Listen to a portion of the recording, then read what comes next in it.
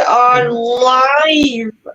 How is everybody on this good, gracious Friday? And tonight, guys, we have a guest. We have the one, the only, Michael Newkopf. How are you doing? I'm doing well. How are you? I'm very well, thank you. Thank you for being here. Thank you for having me. Not a problem. I'm just going to share out quickly. So, how's everybody's week? Usual. Rubbish. Full of chaos. Been all right. Yeah. Carnage. Chaos here with him. I hope it's not the Jaguar. No, the Jaguar's fine.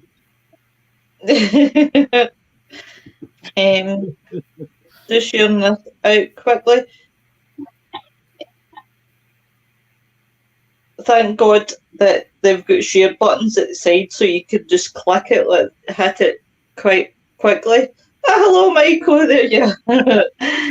William says, greetings from the eighth world. I'm the first tonight. I hate to tell you, Michael, bet you. 1 minute. Hi, Nigel, the North Pole. But you got to say, hi, Experience the Paranormal. You got to say, William beat Eric, so that's a first. William's always beating Eric these days. He is. Although technically, I can say we can still say William's the first because technically, as a guest, I would be. Oh well. Right, William, you were first tonight. So obviously, thank you. On you going?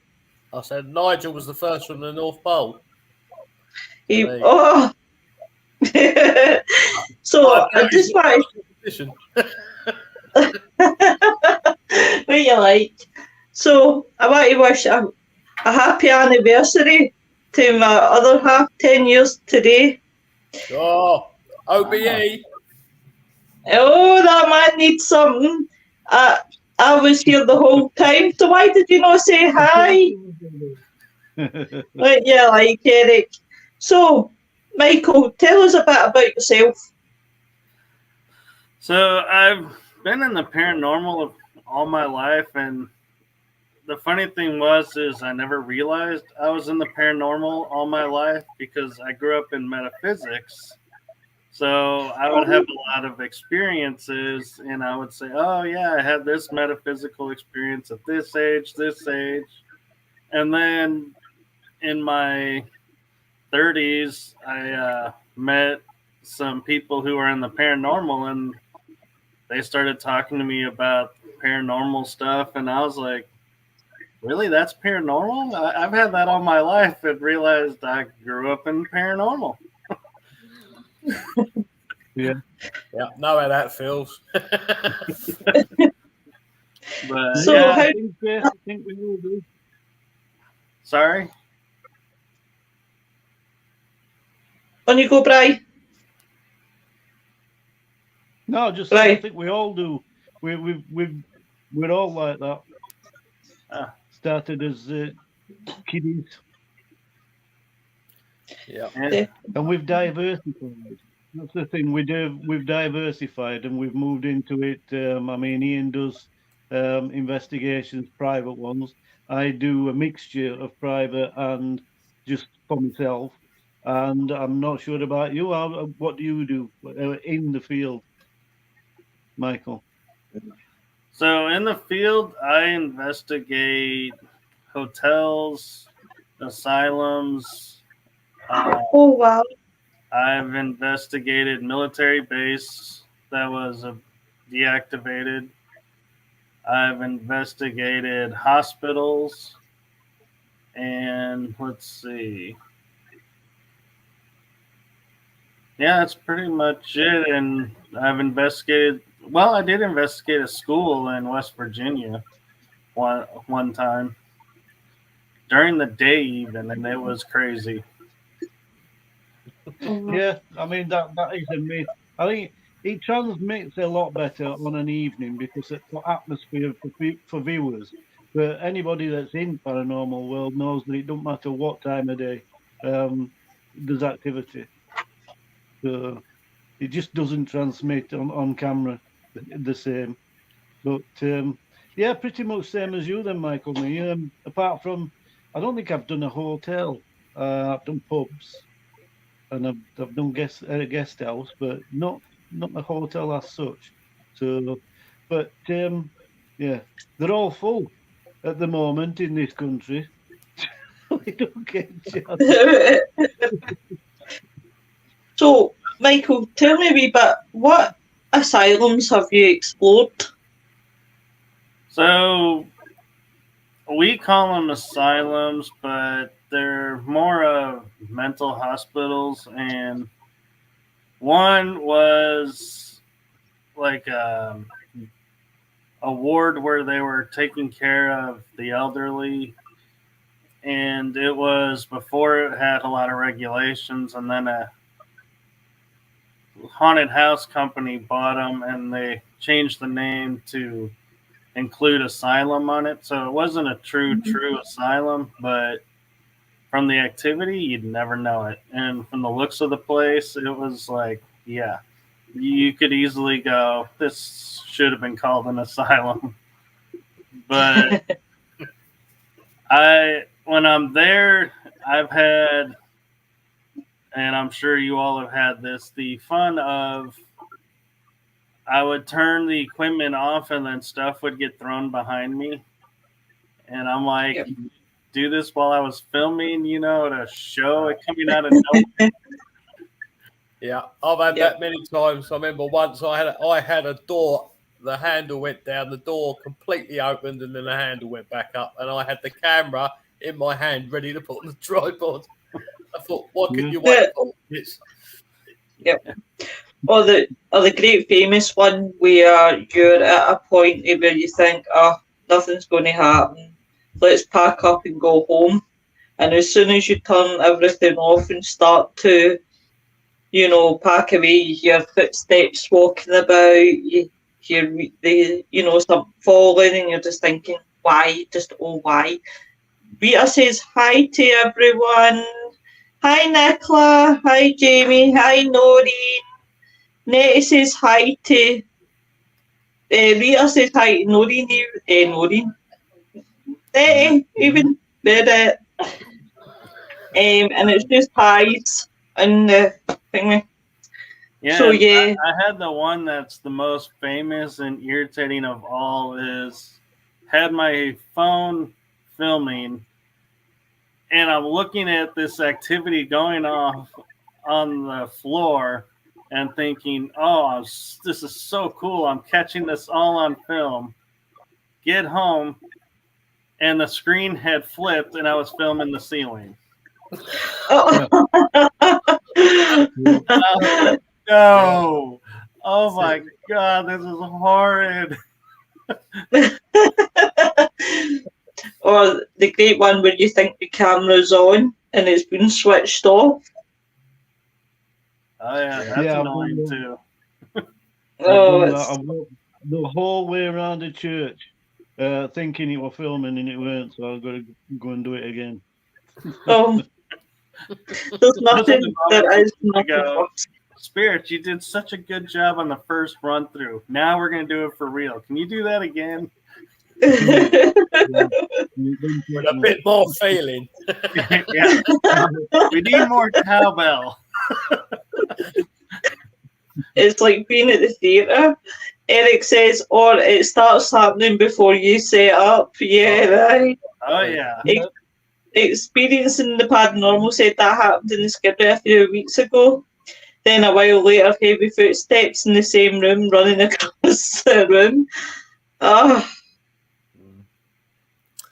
It's so they see cameras and think, oh, I can't be bothered with this. That's why I always leave my cameras as the last thing I take down. Yeah. My body cam is the last thing I take off now. I'm like, I'll stop recording with the other camera, but I'm like, the body cam's still running, just in case. Yeah, you're I only use my phone. On my Uh, gimbal. I must admit, body cams are becoming more and more popular now in the paranormal. They are, but that'd be Yeah. dangerous for me. Yeah. Yeah. And so's the look Nettie's giving you at this precise minute, Bri. I'm expecting the scoot. If my Oh. face is red, you know what's happening. To what he's like. Hey Robert, how you doing? So, you had any experiences? Like, when was your first experience? How did that go, Michael? So my first, hold on, dog's running outside, squirrel around. We But- I have- love animals. My first paranormal experience was actually when I was 2, and Oh, wow. I was on the second floor of our house at the time where I lived, and there was a basement, and it was wintertime, so I was in my winter gear because it's cold where I was, and my parents had covered up this vent opening because they were doing some work up there. Well, something had moved the board that was covering it. And so I'm looking over the vent opening that goes straight down to a basement. And next thing I know, it's like I'm in the vent. And Oh, I was like, what's going on? And I come to, and I have no broken bones, no cuts, no lesions, but whoa. I did have a wire nick my eyebrow. So I have a spot on my eyebrow that doesn't grow hair anymore since I was.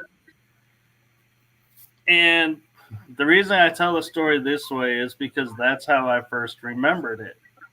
Then as a teenager, I had a vision, dream, or however you want to call it, memory recall, and I saw something grab me as I was falling and having a conversation with this being, spirit, whatever you want to call it. And then I was like, okay, so maybe that explains, they helped me to the ground. So I didn't, get hurt. Okay. Then in talking with medium guest on one of my shows, she goes, well, there was 2 beans actually. One bean pulled you in by accident or on purpose. And she goes, accident, because he grabbed my arms and I went down and into the vent. And she said then another bean came and took me away from that bean and she was like, yeah, that's the one that really helped you. And in this moment, I was pulled out of time. And the reason I say that is we all know how long it takes you to fall from a second story, first story to a basement. Well, I'm having a conversation with this bean. Mind you, this is 2 years old. And I get recall of the conversation, and it goes like this. So, yes, I want to be able to help people. So I need to have access to gifts, when they're appropriate time so that I can help people. And I want, when you reinsert me, make sure, that I know that these gifts are here and start, helping me to learn how to use them and everything. And they were like, okay, yeah. And so we're like having this negotiation. I come Oh, and walk away, and I'm like, what 2-year-old has that conversation? wow. I was like, Yeah. what happened? And so then later on again, it's like I keep getting pieces to the puzzle, and it's like that. And when people ask me like, "Why do you do paranormal?" I was like, "That story is the reason why." You get a puzzle, and then you'll get a piece to it that leads you to another piece that leads to another piece, and before you know it, you have a full true story, and you get to scrape off the parts that you thought were truth, but where your mind filled in to make you feel better. So it's like, yeah, because I used to always tell the story as being an addict, and they were like, "Nope, you were on the second floor." And then they were like, you really ought to start telling people that you were in like your heavy winter gear because it was winter time, and maybe that helped too. And it's like, okay, I didn't realize it was winter, but okay. And so yeah, it's the beauty of we get to not only on a personal level, but places we're at unravel the legend and find the truth and piece together the story around that. And yeah, that's the exciting part, instead of just going by a book saying, yeah, this is what happened. It's like, no, this is what really happened.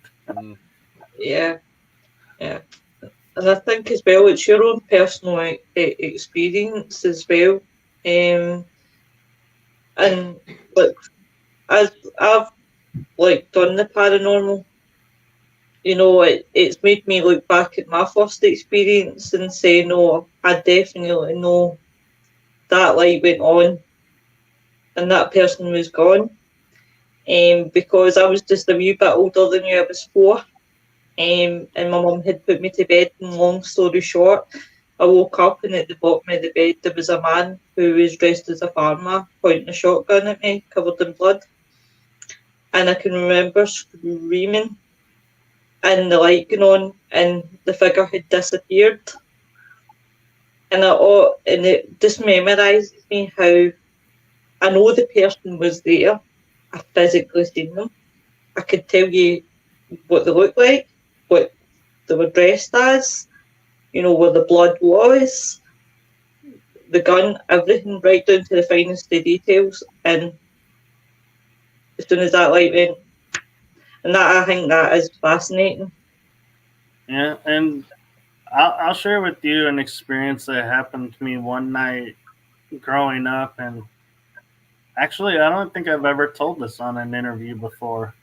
So I feel honoured, thank you. But so I had gone to sleep, and my window faces the neighbor's house next door, and we were on a corner house, and so I always would have my window open, the blinds open, because there's no reason. Nick, this is Michael. Michael, this is Nick. Hi there, Mike. Nice to meet you. Nice to meet you.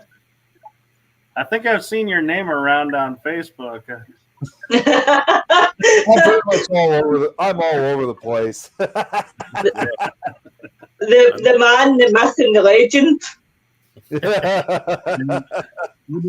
But so Nick, you might actually enjoy this experience I had being elementary school, and I was explaining looking out a window to my neighbor's house, and I'm asleep, and something tells me wake up, and I start to stir, and I'm like, it's pitch dark, looking out, and all of a sudden I look at the window, and there's 2 yellow eyes staring in, and I'm like frozen, going, oh man, what do I do? Do I get up, try and make a run for it? Do I stay?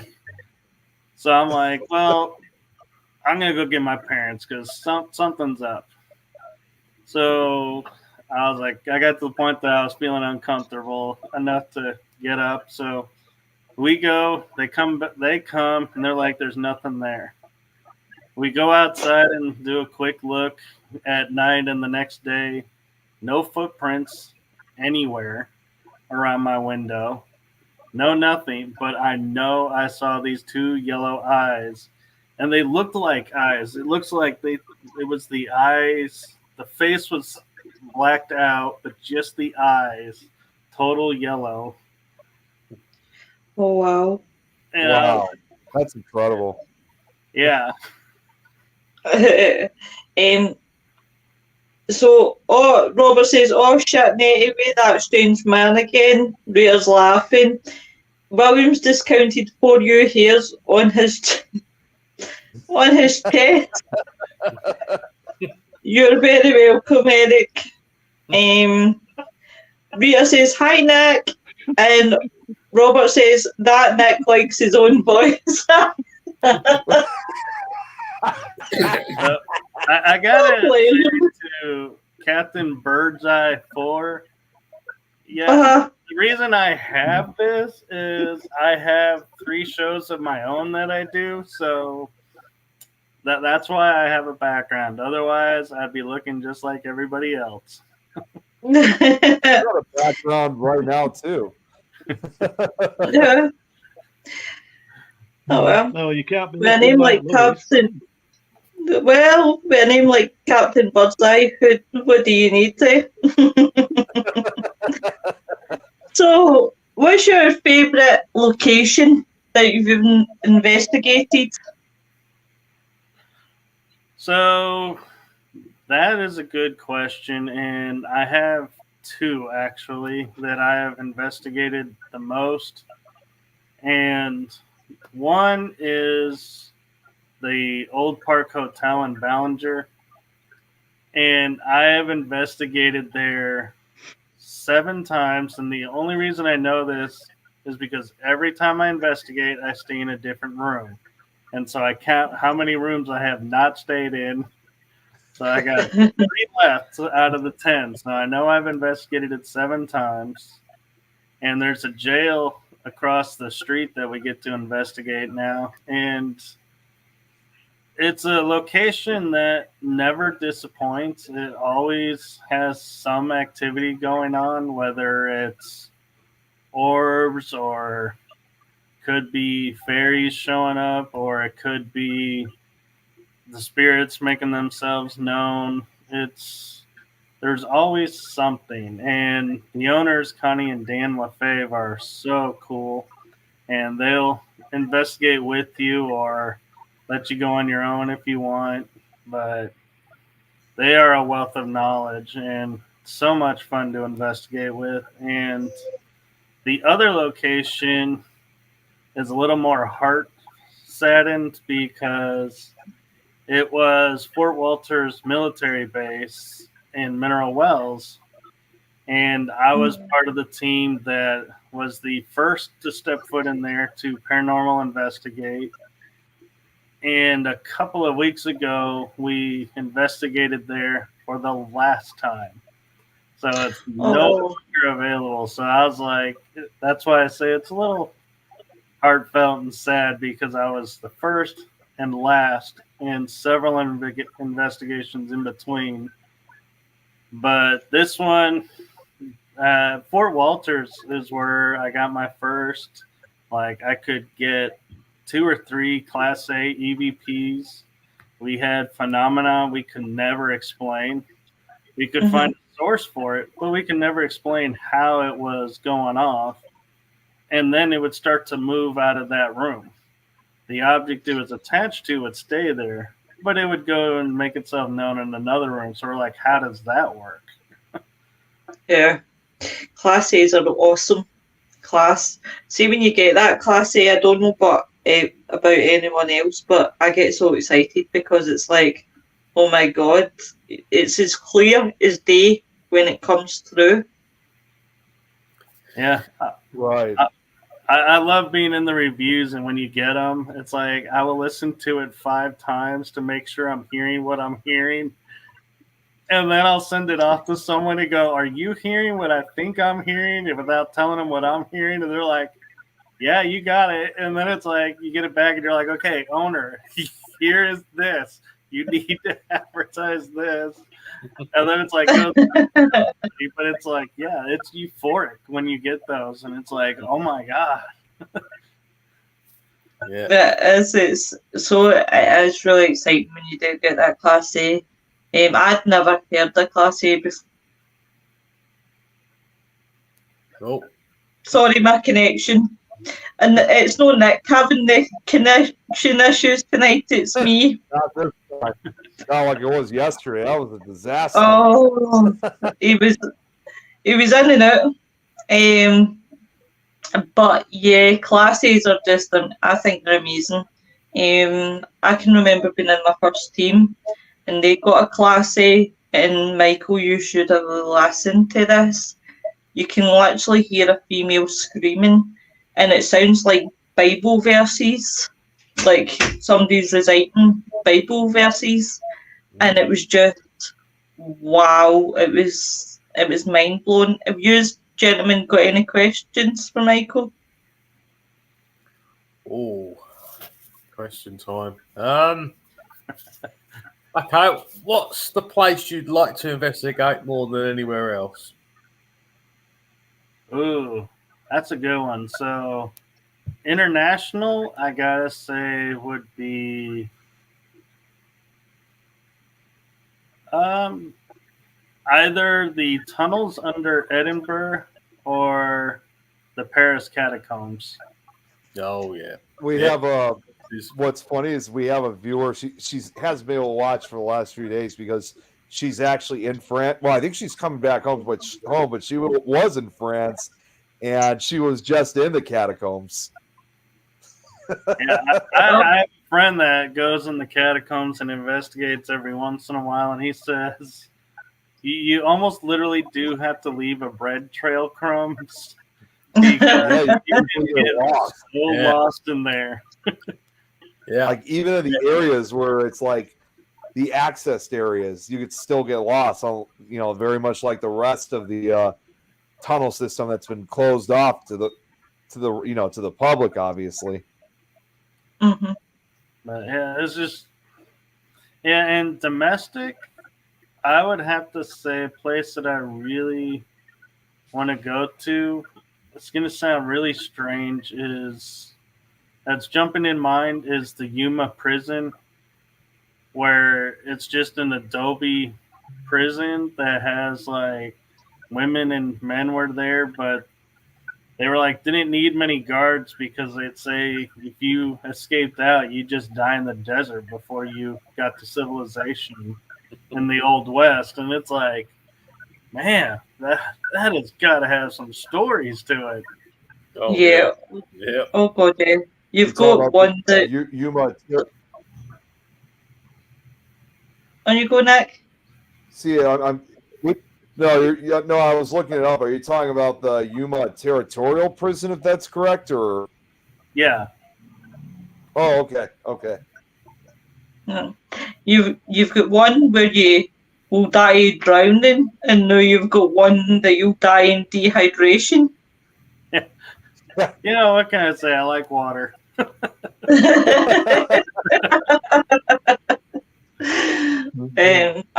I hadn't heard of that one before. I need to actually look that up. That sounds terrible, but I'm about to say I was going to say that sounds pretty cool. Know that you could die of dehydration. I don't think that's pretty cool, but there was a prison in the middle of the desert. Yeah. And I would say close second would be the castles around Ireland and UK. Mm. Those would be so much fun to investigate. Well, if you come over here, I will guarantee Warwick Castle is a good one to go to. Have you ever been to the UK, Michael? I have. Once I got to tour around, I went with. I had graduated high school and I was with the theater company, I say company, but it was students, and my old teacher took a class trip over, and she allowed me and my parents to go along, and so we got to tour all the great theaters like the Globe and all the others, and see Stratford upon Avon, and go to a few other spots. And the only other times I was in England, unfortunately, was flying over to either France or Egypt. So I got to see the airport a lot more than I got to see the country.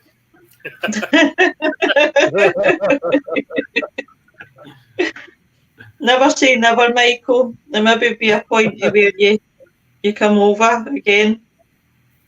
I'm looking forward to coming back and doing some investigating now that I know about investigating, because it's all. I always like to tell people, you go to these really cool places as a kid and go on all these vacations growing up, and then you get into like the paranormal field and you find out majority of the places you've already been to are very active, and you're like, man, if I had known this, I would have gone and done this. Now I gotta go back because now there's this angle to the trip. Oh God, oh God, yeah. Oh God, yeah. I mean, a lot of people will say to me, "Oh, you're so lucky staying in Scotland. You've got so many castles." But I'm the type of person that will always say, "There's only so many castles you can look at. There's other things that I would love to investigate and see." And I've always said about America being the most amazing place I would love to come and visit, because I would love to experience it going in and out of a proper jail. The furthest I've been investigating a jail was Stirling Jail, and I didn't really rate that much because you weren't really allowed to investigate the full place. You only had the top and the bottom floor. So I didn't really get that experience to enjoy it. But the activity I've heard over in America's jails are pretty awesome. Like, I've always heard people raving about them. So I would love to experience that. Yeah, it is funny how there are paranormal investigators out there, and they're like, can I please investigate the jail? I want to go to the jail. I want to go. And it's like, they're like banging on the doors to get into the jail. And it's like, everybody else is like, really? I would be like banging on the doors to get out of the jail. Well, we want to go. Yeah, I'll swap you, Michael, because you've got plenty of castles in Scotland, so that give you the opportunity. Us investigators are definitely a different breed of people, that's for sure. Yeah, just make sure you clarify to the officers that you are only wanting to visit, not become a permanent resident.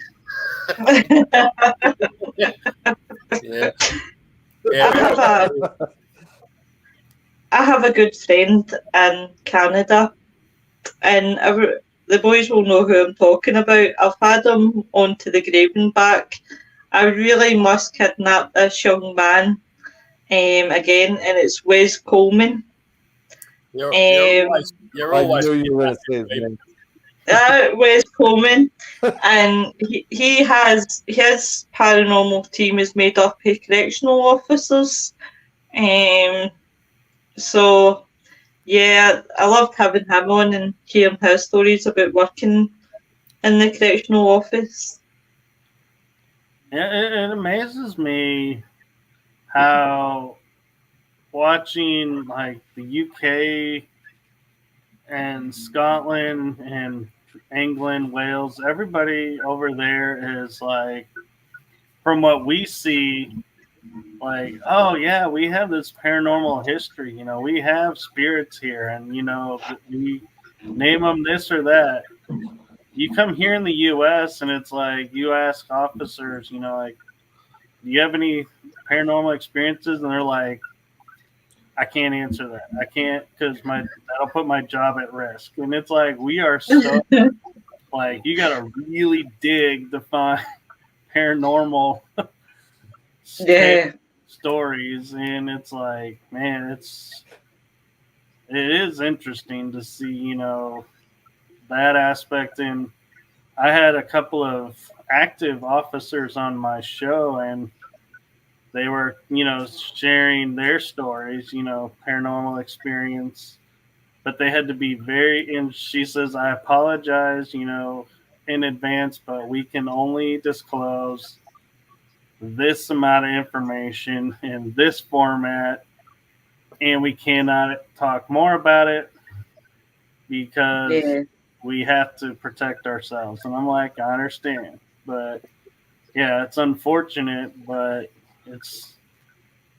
I look forward to the day when the U.S. is as open to the paranormal as the U.K. area is. Yeah. Because we just don't care. It's just like, who cares?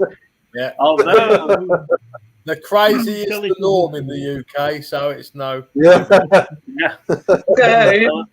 I used to tell people that there's the reason it's more paranormal activity in the UK versus US that's talked about is because of the history. And now I've come to realize that America is as old in history as the UK, if not older.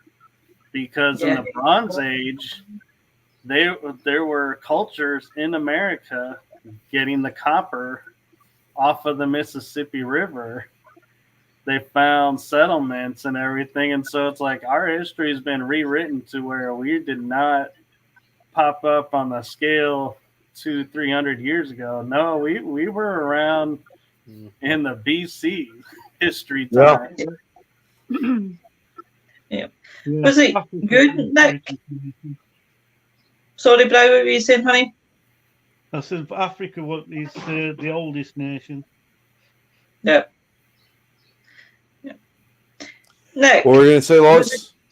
Was it you that told me, or was it someone in the chat that told me about Wisconsin, that Wisconsin is not, it's a yearly found, it's not yearly found, but it's not as long as what people think that Wisconsin actually is in the American soil.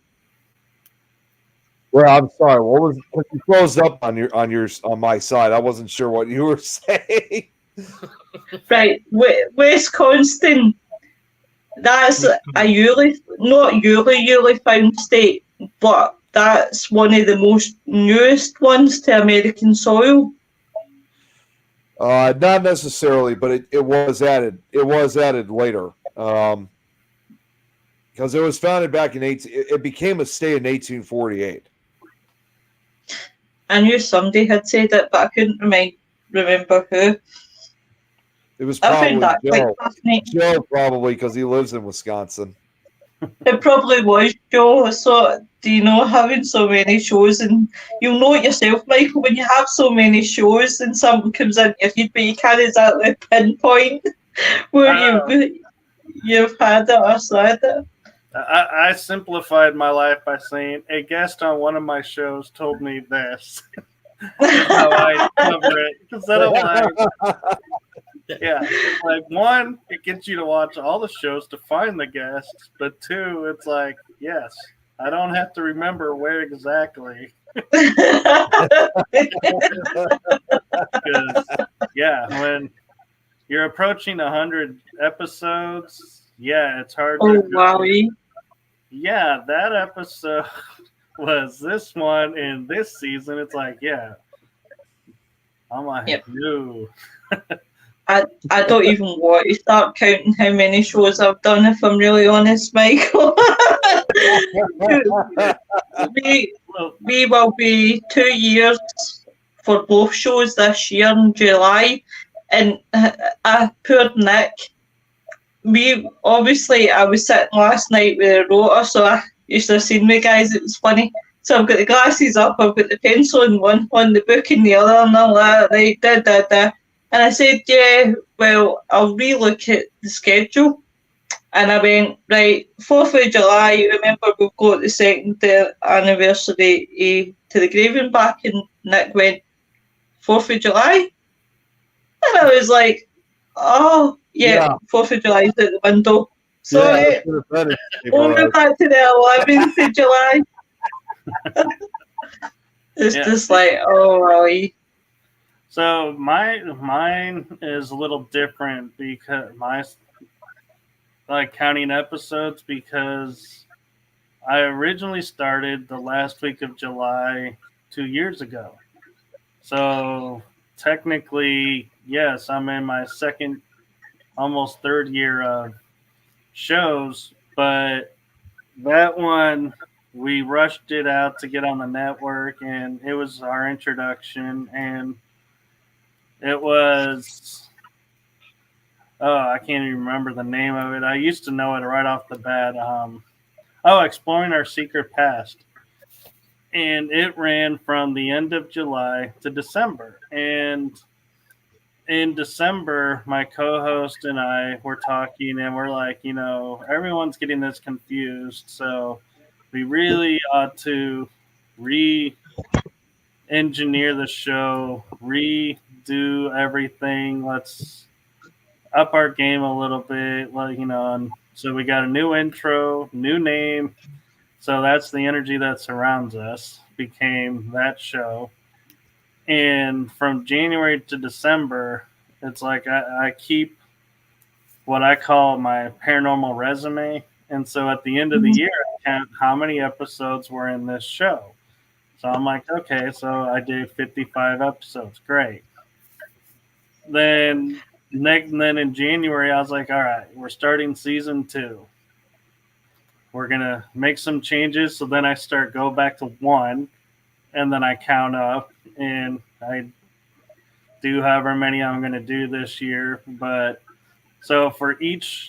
then in January, I decided last year not only to start the energy that surrounds us, but a friend in the UK named Kel Ridley was doing a show, and her co-host and her kind of parted ways, and she was like, hey, I want to do a show, but I have a hard time because she's being a Geordie that a lot of people get her accent, and I'm like, I can understand it just fine.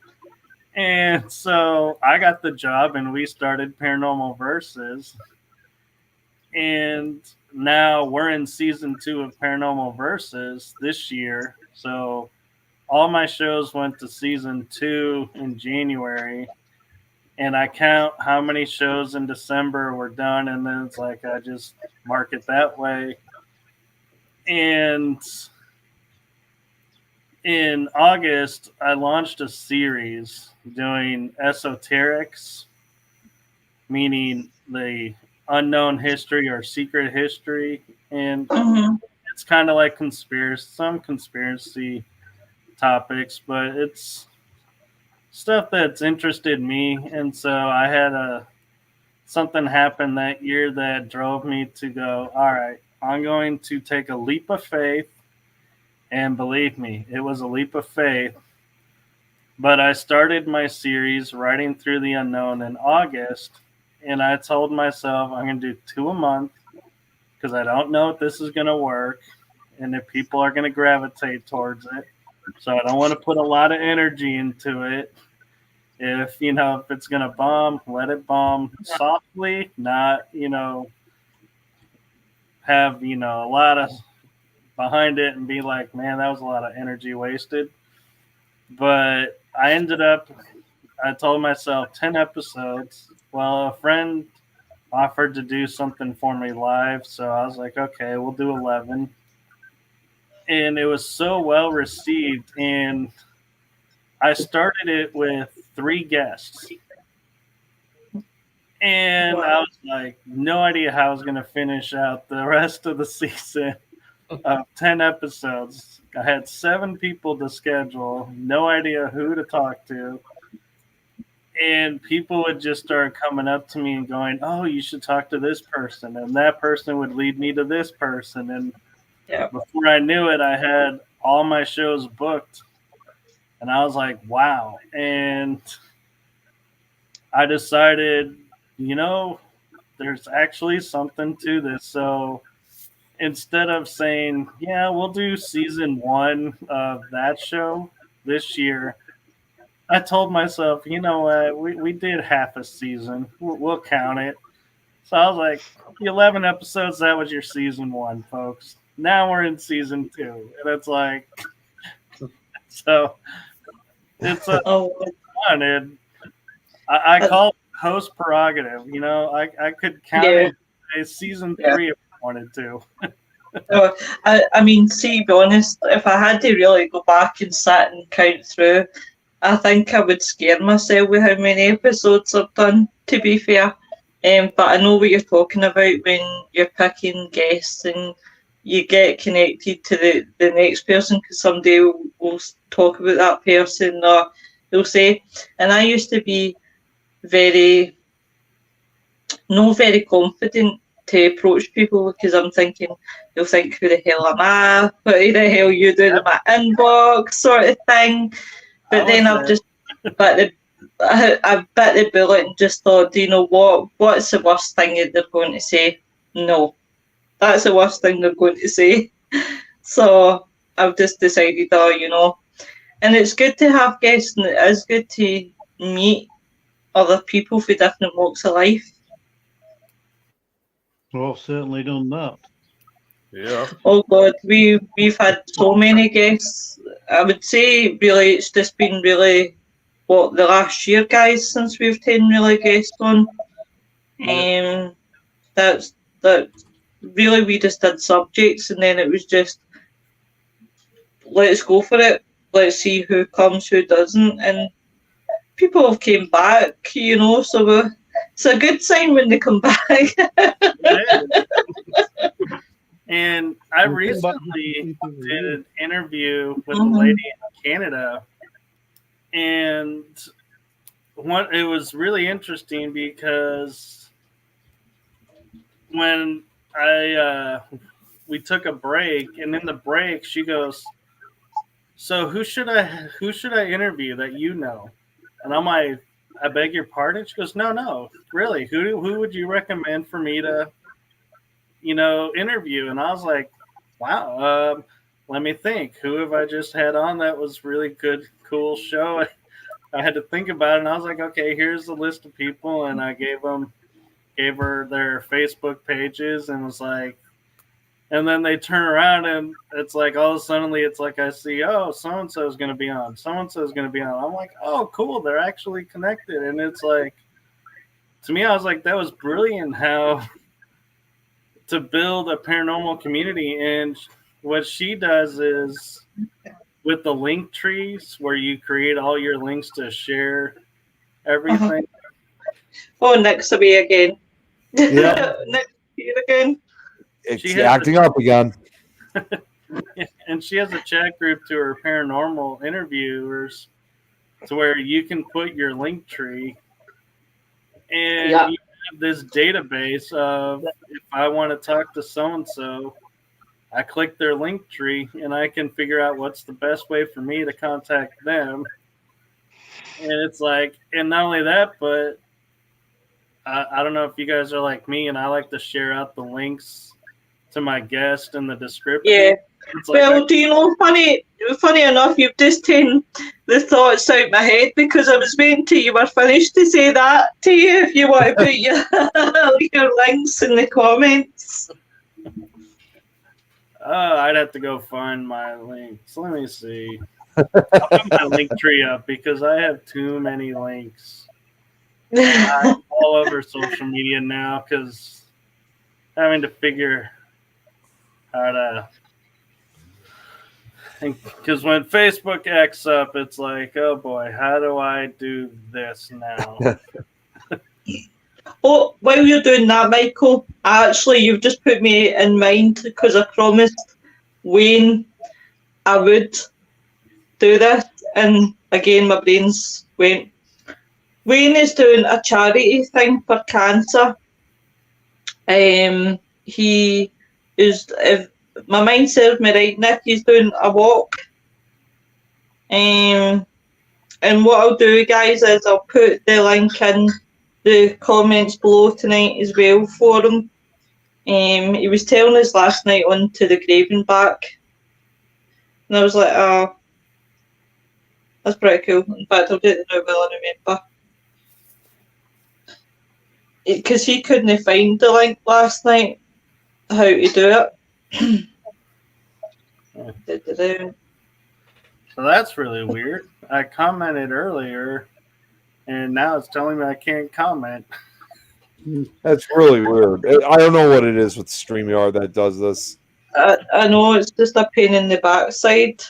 It really in fact, Michael was saying about, I'll tell you off air, Nick, it's worth a try. Right, 2 seconds to see where Wayne's.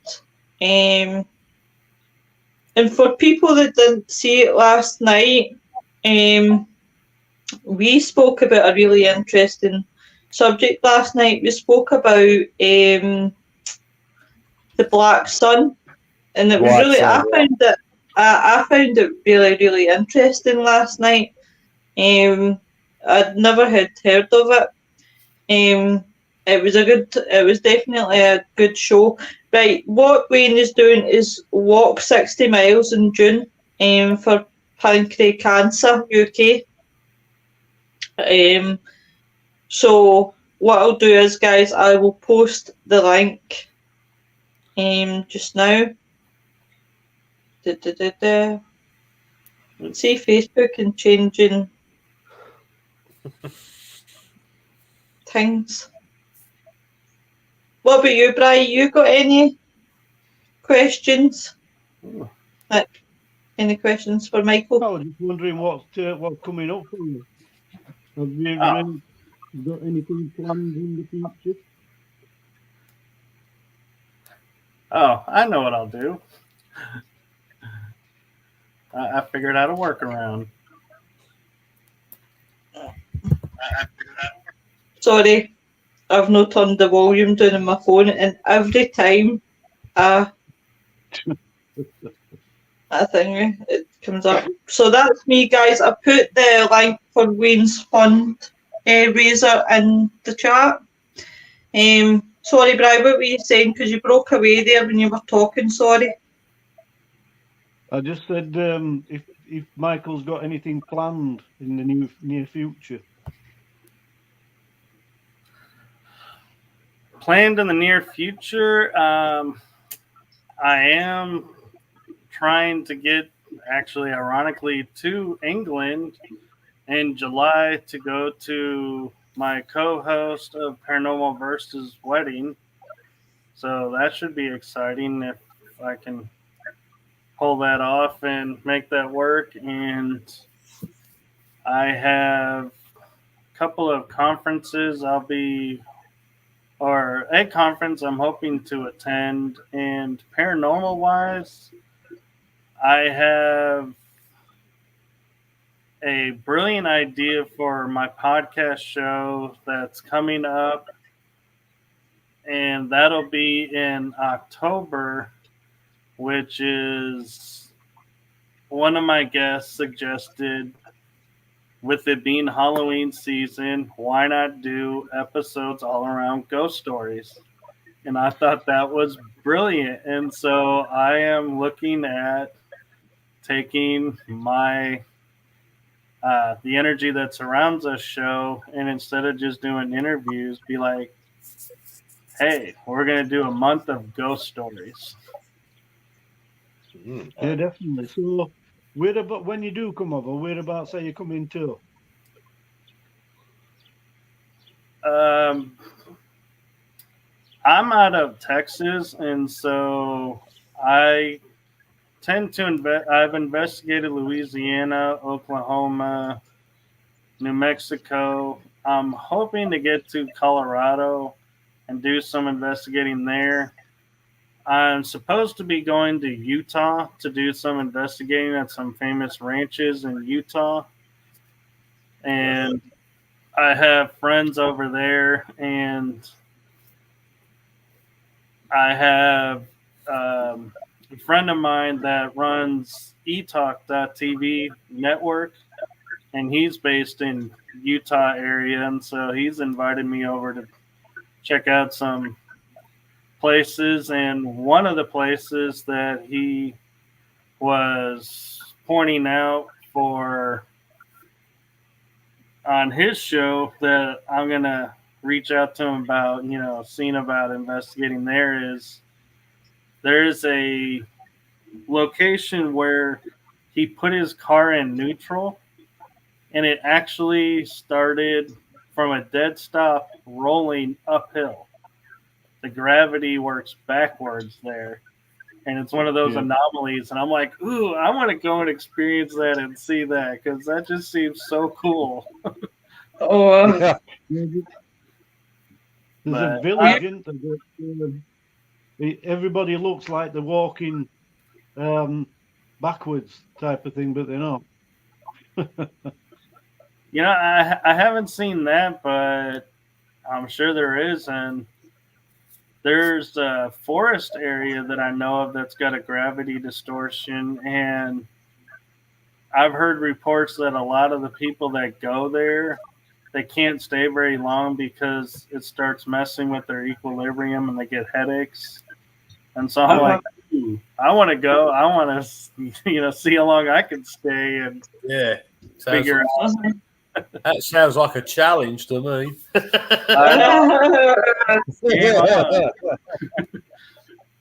But go with your foil hat. And I have an offer in New Jersey to investigate with a demonologist friend, and I have to find time when I can get up there because it's a little hard to travel that far. The joys of the joys. But thank you so much, Michael, for coming on. It's been an absolute pleasure. Nick, we shall be seeing Michael again.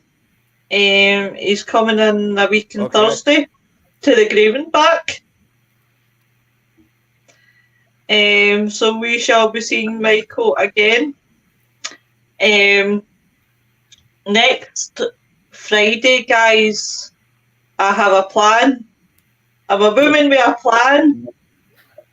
I can't tell you. That's a dangerous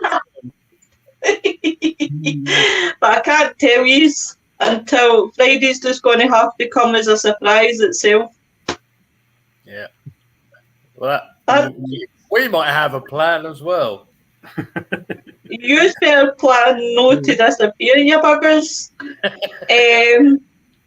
But that's next Friday. Next Thursday for the Graven back, we have a special guest. We have Ian Highness from Black Country Radio. Why can I say to you, Nick? Yeah. Weird things going on. Oh, it's his internet connection again. Well, Nick, have you got anything for the rest of tonight? Besides your twin coming on the show? It's doppelganger. Not for tonight. It's going to be pretty quiet, at least as far as I know. Pretty quiet. Cool. What about yourself, Michael? I know you do podcasts. Have you got any on tonight that you want to share with everyone? Not tonight, but on... Well, let me see. I could plug my next week. I happen to have my schedule right here. I will shamelessly plug my shows. So, a month ago, I had this team Elite Vixen Paranormal on. Well, Tuesday, I get to talk with one of their members that does her own thing too. Her name is Rachel Krebs Trisilla. So I'll be looking forward to talking with her on Tuesday night on the energy that surrounds us. Then Wednesday is I have a new author, Nikki Aubrey. She'll be on my esoteric show, Writing Through the Unknown. And she'll be sharing her ET, paranormal, and secret space program experiences. So I'm excited about that.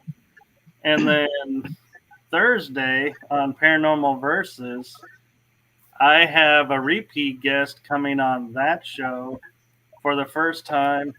Her name is Karen Wilkinson, and she wrote the book Stolen Seed about her experiences where ETs, she was proven medically to be pregnant, then felt something was wrong, went to the hospital, and they said, I hate to tell you this, but there is no evidence that you're pregnant.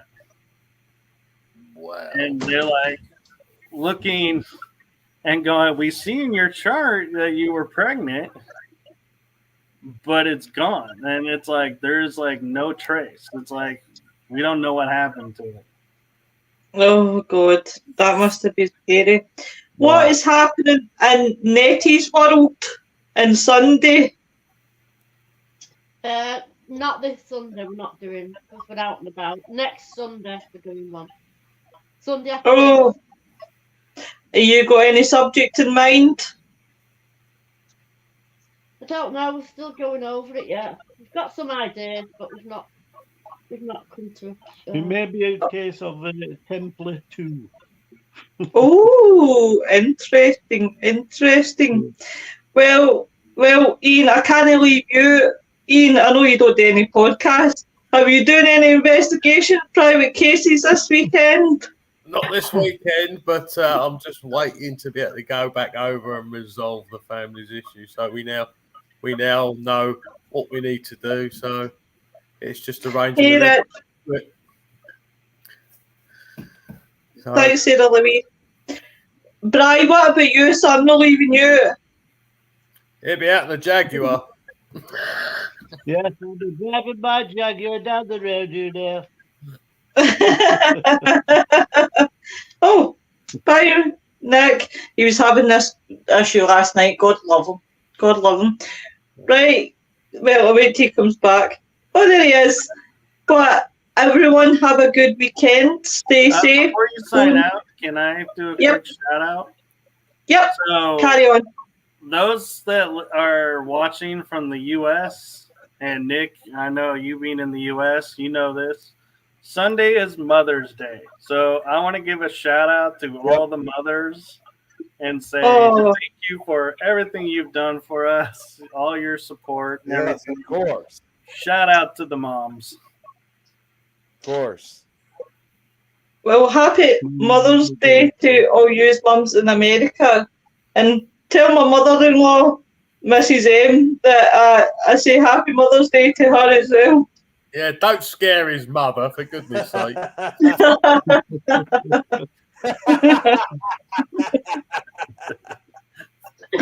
Mommy M. But definitely, guys, everybody have a good Mother's Day, whatever you shall do. And have a good weekend. And Michael, it will be a pleasure to see you again in a week on Thursday. Yes, I'm looking forward to it. No problem. Take care, everyone. Bye.